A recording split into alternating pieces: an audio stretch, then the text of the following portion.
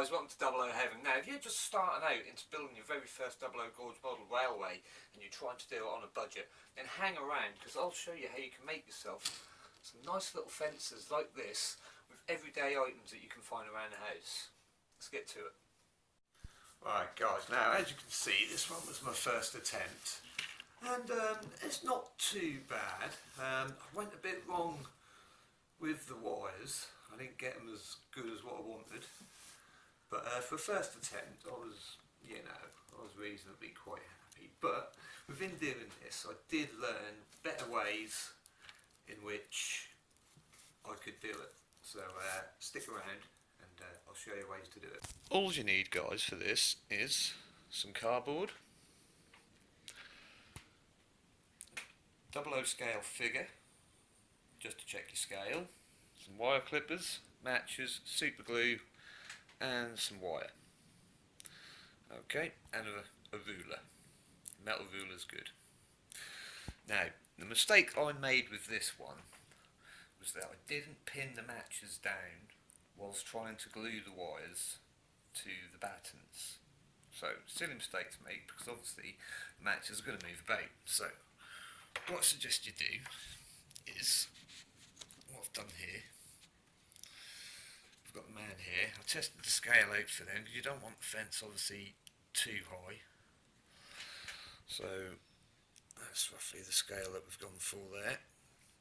And what I suggest you do before you start, pin your matches down so they don't move when you're trying to glue your wires onto the matches. Right, now before gluing, what you want to do is just place your wire. It can be helpful to cut them in half. It's easier to place them onto the matches. Make sure your matches are all level with the top of the ruler, and then just place the wire on there. So as you can see, it's placed actually on the matches. Then what you can do is with your super glue, it's just a dot on each one of those, and that should secure them then to the matches.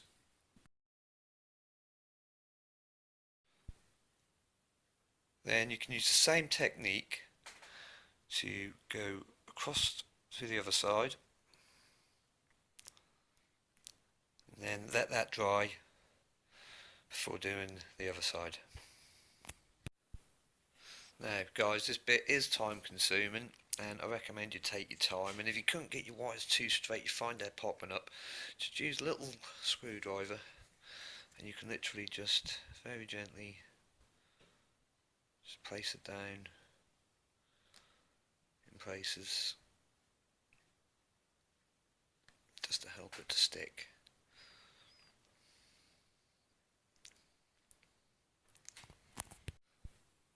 Right, now once you've got all your wires laid onto the matches, let that dry absolutely completely before taking your matches off the ruler. Once you removed it from the ruler, you can then attach it to the base, super gluing it down to the base there, and again leave it to dry before you start to paint. Now when it comes to basing your fence and using static grass for your layout, I do recommend Jarvis. If you can find it, the price of it is really nice, £2.50, and you get a fair amount in the bags as well. So yeah, we'll be using that to base the fence with once that's dry, and we'll see how it looks. What we will do first is when we come to paint it, we'll undercoat it black and then paint it from there. Right, well it's just now undercoated in black, so once that's dry we'll paint it, paint the battens first with brown colour. Now these paints I had left over from my previous hobby. I didn't go out and buy these, far too expensive, but they're very useful for this hobby, so that's why I kept them. Right, now we've got the colours on, guys, we can work out on basing it, and as you can see it's starting to take the shape of a little fence now, wire fence. But yeah, let's do the base. There we are, guys, that's the finished article. Just neaten the little base up a bit around the bottom, and yeah, the jobs are good in there. Jobs are good. Just neaten up around here on the bottom.